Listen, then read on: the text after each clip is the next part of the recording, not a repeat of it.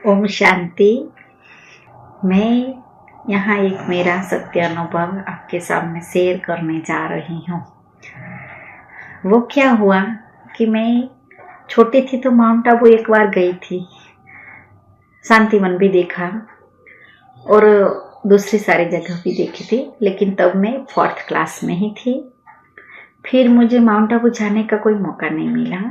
लेकिन जब मैं बड़ी हो गई, मेरी कॉलेज स्टार्ट हुई थी, तो मैं 3rd कॉलेज में थी, मेरी पढ़ाई चल रही थी। बाजू वाली कोई सोसाइटी थी, वो सोसाइटी में सुबह 4 बजे एक सॉन्ग बजता था। वो सॉन्ग की लाइन थी, अमृत वेला मेरी लाडली बच्चों जागो, अमृत वेला शुद्ध पवन है, जागो मेरे लाडली बच्चों जागो, धरती जागी अंबर जागा, आ तुम भी मेरे बच्चों जागो। तब मैं सुनती थी और मुझे लगता था कि इतना प्यार से मेरे लाडले बच्चों कहकर बुलाने वाला कौन होगा। तो वो सॉन्ग सुबह 4 बजे हर रोज बजता था। तो जोर से वो सॉन्ग बजता था तो मेरी सोसाइटी में मुझे सुनाई देता था। मेरा घर पास में ही था, तो मुझे बहुत अच्छा लगता था। सुबह 4 बजे मेरी नींद जग जाती थी और मैं वो सॉन्ग सुनती थी पूरा अच्छी तरह से, और वो आज भी मुझे याद है। तो वो सॉन्ग मैं 22 साल की उम्र में मैंने सुना था, और मेरे लाडले बच्चों कहकर बुलाना वो बहुत अच्छा लगता था। तो मैं वो सॉन्ग सुनती थी, फिर मैं पढ़ाई करने लग जाती थी। सुबह सुबह में पढ़ाई करनी बहुत अच्छी लगती थी। फिर मैं मेरी इष्ट देवी में मानते थे ना, तो मैं इष्ट देवी को याद करके मेरी पढ़ाई कर रही थी। लेकिन क्या हुआ कि हमारे कॉलेज से एक प्रवास हुआ, वो टूर। तो मैं प्रवास में माउंट आबू आया और दूसरी प्लेस भी थी, तो मैं तो माउंट आबू सुनकर फिर चली गई, क्योंकि मुझे माउंट आबू तो अच्छा लगता था पहले से, क्योंकि वो थोड़ा पहाड़ी पे है ना, इसीलिए। और मुझे प्राकृतिक प्लेस हो, वहाँ कुदरती सब नज़ारा देखने को बहुत अच्छा लगता है, इसलिए पहले से वहाँ मैं प्रवास में गई मेरे सर के साथ। हमारे साहिब थे, हमारे सब क्लासमेट थे, और हम सारे वहाँ और प्लेस देखे होंगे, लेकिन वो शांतिवन देखा तो वहाँ कुछ चित्र भी हमको दिखाई दिए। वहाँ वो दीदी ने हमें दिखाया चित्र, वैसा हमें कुछ एक चित्र का परिचय मिला था। तो एक चित्र हमने बहुत अच्छी तरह से समझा और देखा, और बाकी चित्र तो बस ऐसे ही थोड़ा देख के चले गए, क्योंकि 22 साल की उम्र, कॉलेज कर रहे थे, तो इतना समझ में भी नहीं आता था, और हम बस सुनते चले गए। फिर क्या हुआ कि हमको कोई हॉल में लेकर गए, तो हॉल में सब खाली था, लेकिन बहुत सारी कुर्सियां भी थी, स्टेज था, वहाँ पे चित्र लगे हुए थे। लेकिन वहाँ ब्रह्मा बाबा का ही चित्र होगा वैसा तो कुछ याद नहीं था मुझे कुछ भी। बस ऐसे ही हमारे साहिब एक महेंद्र भाई सर था, उसने बोला कि यहाँ माउंट आबू में ये शांतिवन जगह है, यहाँ बहुत शांति मिलती है सबको, और आप समझे तो यहाँ कोई भगवान बैठाने आता है, सुबह में भगवान यहाँ बैठाते हैं, ऐसा हमारे साहिब ने बोला। तो हमने सुन लिया कि शायद भगवान बैठाते हैं, तो भगवान कहाँ से आते होंगे और पढ़ाते होंगे। वो तो सुनने में भी बहुत नवाई लगी हमको। तो फिर मैं तो धीरे धीरे हॉल में से पास हो रही थी। मैंने स्टेज पर बहुत अच्छी नज़र दी, और मैंने दृष्टि देकर मैंने देखा कि ये स्टेज पर भगवान पढ़ाने आते हैं, ऐसा कैसे होता है। तो मैंने तो मन ही मन सोच लिया, क्योंकि मैं भगवान को हमेशा कुछ भी हो तो पहले से बोल देती हूँ कि जो आप भगवान हो तो मुझे ये प्रूफ देना।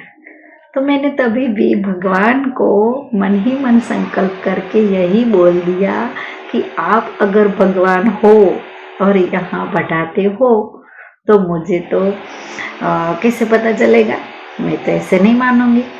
आप भगवान हो तो मुझे आपको दर्शन चाहिए ही चाहिए। बस ऐसे ही भगवान को कह दिया कि मैंने आपको दर्शन देंगे, यहाँ पटाते हैं, वैसा कुछ प्रूफ करेंगे तभी मैं मानूंगी। फिर हम तो चले गए, धीरे धीरे से हमारे घर पे आ गए। हमारा रूटीन, वो कॉलेज चालू हुआ था, हमारी एग्जाम चल रही थी, सब कुछ हमारे रूटीन चल रहा था। हमें कुछ वो ईश्वरीय विद्यालय के शांतिवन कुछ भी याद नहीं था। फिर क्या हुआ कि हमारी कॉलेज पूरी हुई थी, वेकेशन हुआ और फिर मैं घर पे आई। वो हॉस्टल पर पढ़ाई करते थे लेकिन घर पे आई। सुबह 4 बजे वो मैं सो रही थी तो फिर वो सॉन्ग बजा बाजू वाली सोसाइटी में। वो सॉन्ग बजता था, मैं जाग जाती थी, मुझे बहुत अच्छा लगता था। फिर मैंने वो सॉन्ग सुना, धीरे धीरे फिर वो याद आया कि भगवान पढ़ाते हैं, ऐसा कुछ साहिब ने कहा था, तो वहाँ भगवान है या नहीं। फिर से भगवान को प्रार्थना कर दी कि भगवान आप वहाँ पढ़ाते हैं तो हमको तो आपने कुछ बताया नहीं, तो मैं कैसे मानूं। फिर मुझे एक बार सच्ची बोलूं, मुझे वो स्वप्न आया। वो स्वप्न मैंने सुबह का था और वो स्वप्न इतना अच्छा था कि मैंने वो हॉल देखा, वो स्टेज देखा। तो स्टेज पर क्या देखा मैंने, बस ऐसे ही एक वृक्ष देखा, वो नेचुरली सब वृक्ष देखा, वृक्ष के नीचे कृष्ण बस ऐसे बांसुरी बजाते हुए, ऐसे बैठे हुए रिलैक्स होकर कृष्ण बैठे हुए थे, बांसुरी बजा रहे थे। बांसुरी की धुन इतनी अच्छी लगती थी ना, तो मैं तो वो सुनने ही लगी। सब मेरे स्वप्नों में था, मैं कृष्ण के सामने नहीं थी, तो मैंने स्वप्नों में कृष्ण की बांसुरी सुनी, बांसुरी की आवाज। तो फिर वहाँ 3-4 गोपियाँ, बहुत सारे गोपियाँ भी मैंने नहीं देखी है कभी, 3-4 गोपियाँ देखी, वो कुछ रास खेल रही थी। उसने क्या पहना था, कैसे रास खेल रही थी, वो मुझे नहीं याद, लेकिन ये क्या होती है कि ये सिर्फ 5 सेकंड की या 6 सेकंड की अनुभूति होती है कि कृष्ण बांसुरी बजाता हुआ, कुछ बांसुरी की मधुर आवाज से वो बांसुरी बजा रहे हैं और 3-4 गोपियां वहां रास खेल रही है, और फिर वो दृश्य अदृश्य हो जाता है। मैं तो जग गई, मुझे फिर याद आया कि हाँ, भगवान ने मुझे प्रूफ दिया ये तो, कि वहाँ भगवान बांसुरी बजाते हैं और सब उनकी बांसुरी सुनते हैं। तो वो बांसुरी की आवाज़ तो मुझे भी बहुत अच्छी लगी, लेकिन स्वप्न तो पूरा हो गया था, मैं तो जग गई। फिर हमारी पढ़ाई, फिर हमारी शादी वो 33 वही साल में होने जा रही थी, लेकिन क्या वो शादी तो घर वाले करते हैं तो कर दी।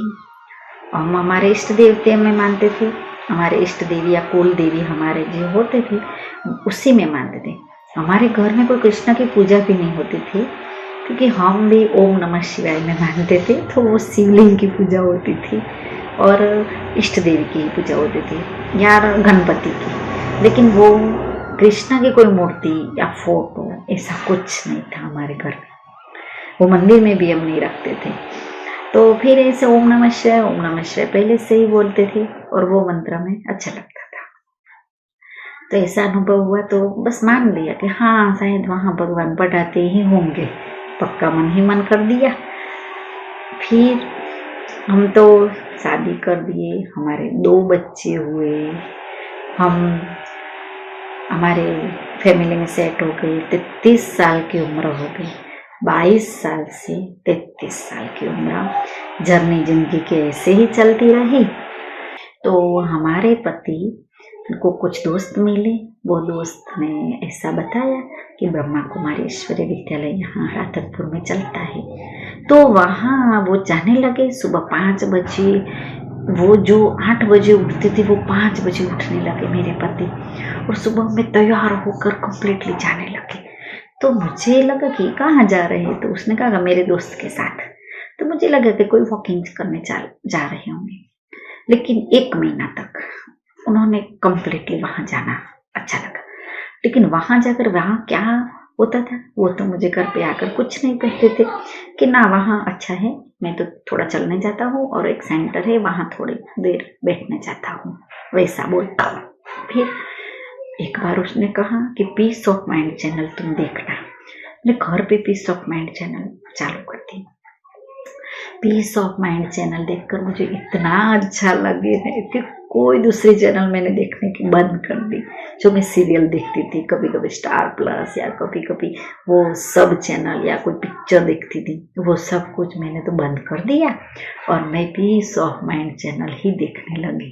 तो वहाँ क्या होता है, वो नीचे कुछ अच्छी अच्छी लाइनें लिख कर आती थी। वो अच्छी लाइनें मुझे सीखने के और अपने मन में धारण करने का मन हुआ, तो मैंने एक डायरी बनाई। हाँ, नोट में मैंने वो अच्छी अच्छी लाइनें सुबह सुबह जब वो मूल्य या जो सुबह में अच्छी अच्छी लाइनें, अच्छे अच्छे महावाक्य या अच्छे अच्छे जो बॉक्स में कुछ सुनाई देता था ना टीवी में से, पीस ऑफ माइंड से, वो मैंने नोट कर चालू कर दिया। तो नोट करके करके वो मुझे इतना अच्छा लगा ना कि मेरी लाइफ में भी मुझे बहुत अच्छा लगने लगा, मैं कुछ सीखने लगी। कभी कभी मुझे गुस्सा बहुत आता था, तो वो मैंने छोड़ दिया और ये पीस ऑफ माइंड मतलब माइंड की शांति, मन में शांति, वो कुछ सीखने लगी धीरे धीरे। फिर क्या हुआ कि मेरे पति जाते थे, लेकिन मुझे भी जाना था वहाँ कि क्या है ये सेंटर। तो क्या हुआ कि बच्चे की जिम्मेदारी थी तो मैं नहीं जा पाती थी। लेकिन एक बार क्या हुआ कि पीस ऑफ माइंड से योग मेडिटेशन करना आता था, तो मैंने वो योग या मेडिटेशन करने का चालू कर दिया। तो धीरे धीरे मैंने योग करना सीखा। तो इसमें से मुझे बाबा के फोटो दिखे, तो मैं बाबा को बोल दी कि ये सेंटर क्या है, कहाँ है, मुझे आपको दिखाना पड़ेगा, मुझे वहाँ जाना है। तो मेरे मन में ऐसा था कि सुबह 5 बजे ही वो सेंटर खुल होगा, लेकिन फिर बाद में कहाँ है, तो इसलिए मैं तो चली गई वहाँ सेंटर पर। मुझे राधनपुर में तो एड्रेस मिल गया। मैं शाम को गई, वहाँ दीदी से मिली, थोड़ी सी बातचीत करी, लेकिन परमात्मा का फोटो देखकर, ब्रह्मा बाबा का फोटो देखकर मुझे मेरे पिता जैसे लगे और मैं मन ही मन बोल दी कि मेरे परम पिता है ये। लौकिक पिता से बहुत प्यार करती थी, लेकिन लौकिक पिता से मैं मिलने फोन पे मिलती थी, लेकिन इतना जल्दी नहीं मिल पाती थी। तो मैंने ये परमात्मा को मेरा पिता समझकर मैं हर रोज मिलना सोचती थी, लेकिन वहां जा नहीं पाती थी। घर पे रहकर पीस ऑफ माइंड चैनल देख लेती थी। फिर क्या हुआ, मुझे गुस्सा बहुत आता था, तो मुझे बाबा ने ये सिखाया कि गुस्सा नहीं करना चाहिए बच्चे। तो मैं धीरे धीरे वो भी सीखने गई और मैं गुस्सा भी कम करने लगी। मैं कभी बच्चों को शुरू में थोड़ी मारपीट भी हो जाती थी, बच्चे परेशान करते ही तो लेकिन वो भी मेरे बाबा से सीखा कि बच्चे मारपीट नहीं करनी चाहिए।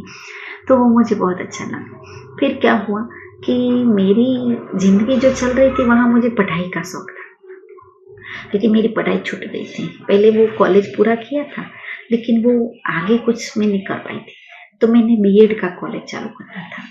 तो वो भी मैं बाबा का नाम लेकर ही चल पड़ी। मुझे एडमिशन मिल गया और मैंने बीएड भी चालू कर दिया। मैं एग्जाम देने जाती थी, तो वहाँ में मेरी दीदी ने राजयोग की विधि का एक पेज दिया था। वो पेज लेकर मैं पेज में हर रोज राजयोग की विधि सीख लेती थी। जब भी वो विधि सीख कर फिर आगे मैं पढ़ाई करती थी, तो मुझे पढ़ाई में बहुत अच्छा लगता था। मुझे याद भी बहुत अच्छा रहता था। मैं लिख के भी वो पेपर अच्छी तरह से आती थी, क्योंकि मैं जब भी परीक्षा हॉल में जाती थी ना, तो वो बेंच पर बैठकर पहले 2 मिनट में बस बाबा से योग लगा देती थी, और वो योग लगाकर मुझे ऐसा ही लगता था कि मैं ये नहीं लिख रही हूँ, ये मेरे बाबा लिख रहे हैं। तो मेरा पेपर बहुत ही अच्छा था, मेरे रिजल्ट भी बहुत अच्छा आया। फिर क्या हुआ कि मैं सेंटर से वो क्या गुरुवार को ही जाती थी, क्योंकि मुझे नहीं ऐसा पता था कि हर रोज वहां जाना चाहिए। मैं तो पहले नई थी, तो ऐसा समझी कि गुरुवार को वहां जाना चाहिए, तो मैं गुरुवार चले जाते थे। तो एक बार क्या हुआ कि मैं दोपहर को मैं सो रही थी, तो मुझे सपना में बाबा आए। पर वो बाबा पहली बार वो खड़े हुए बाबा, सफेद वस्त्रधारी में, और हाथ फैलाए हुए थे, और कुछ बड़े बड़े अक्षरों में कुछ लिखा देखा।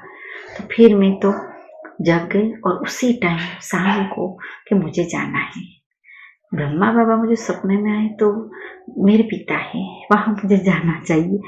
तो मैं वहाँ सेंटर पे शाम को चली गई। तो तभी तो गुरु पूर्णिमा की थी, गुरु पूर्णिमा का दिन है वो, तो मुझे वहाँ जाकर ही पता चला। तो वो गुरुवार भी याद आ गया और गुरु पूर्णिमा की भी याद आ गया।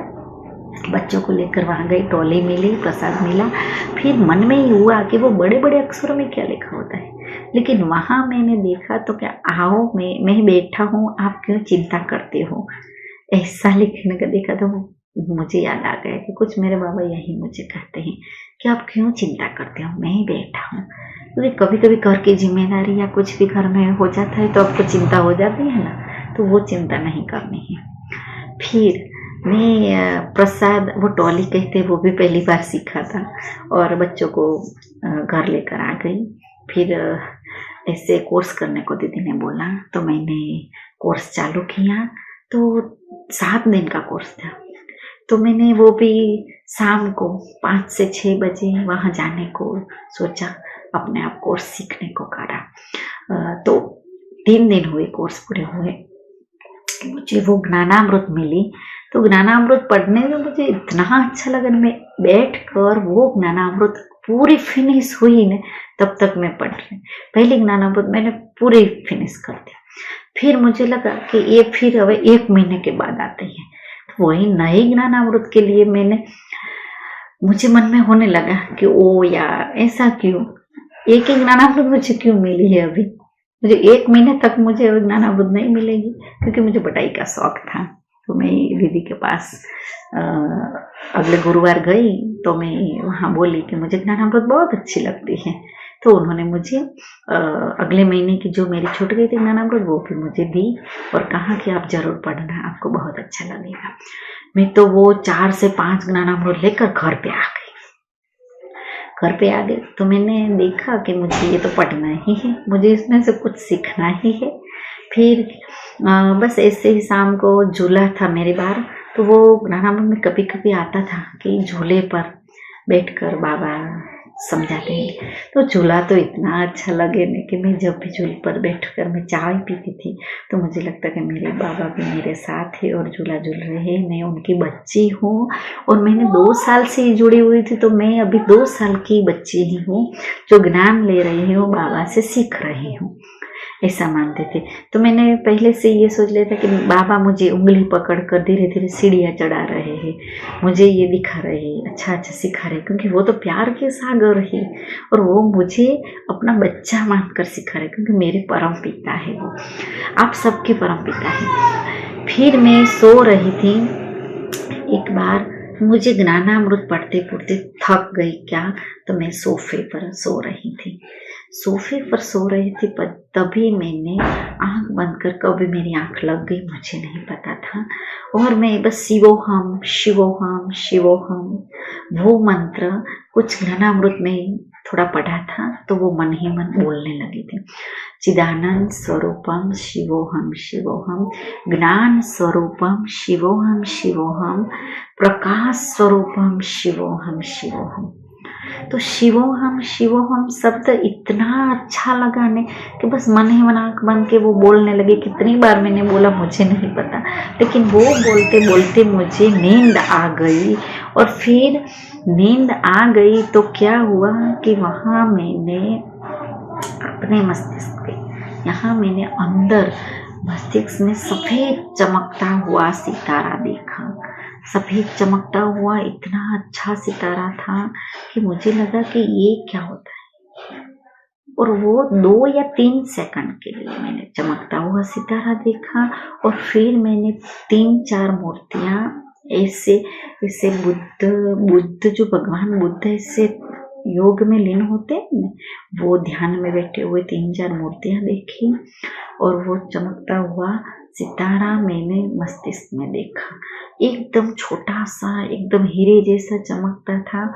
आज भी मुझे वो याद आता है कि वो कुछ तो था, चमकता हुआ सितारा। हमारी आत्मा ऐसी होती है बिंदी स्वरूप, या तो परमात्मा भी कुछ ऐसे लाइट स्वरूप ही होते हैं ना, तो वो कुछ दिखा।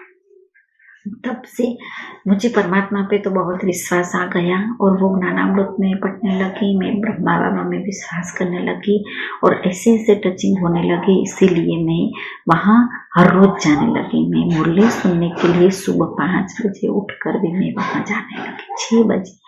मैं मुरली सुनती थी, फिर घर पे आकर मेरे बच्चों को स्कूल के लिए रेडी करती थी। और आज भी मैं मुरली से जुड़ी हुई हूँ, मुझे वो बहुत अच्छी लगती है। सुबह में जब मैं मेरा फोन देखती हूँ तो पहले आज की मुरली सर्च करके मैं हर रोज सुनती हूँ। मैं 10-15 मिनट बैठकर वो कम्प्लीटली सुनकर ही मेरी लाइफ मुझे अच्छी बना रही हूँ। मेरे घर में भी अभी पूरी शांति रहती है क्योंकि मैं गुस्सा नहीं करती हूँ। और क्या हुआ कि अभी यहाँ भगवान ने मुझे पहचान लिया है।